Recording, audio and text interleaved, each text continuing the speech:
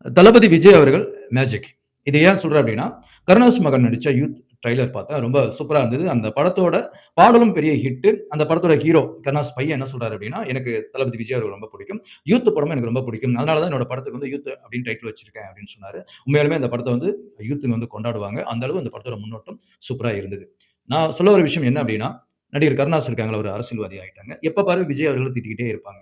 இப்ப கருணாஸ் மகன் ஒரு படம் எடுக்குறாரு. அந்த படத்தோட டைட்டில் என்ன அப்டின்னா, நம்ம தளபதி விஜய் அவர்கள் நடிச்ச யூத் படத்த டைட்டில் தான் கருணாஸ் மகன் அவங்க வச்சிருக்காங்க.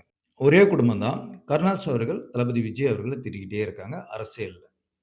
கருணாஸ் மகன் வந்து ஒரு திரைப்படம் எடுக்குறாரு. அவர் வந்து தளபதியோட படத்தோட யூத் அப்படிங்கிற ஒரு டைட்டில வைக்கிறார். தளபதிய வந்து தூக்கி வச்சு கொண்டாடுறாரு.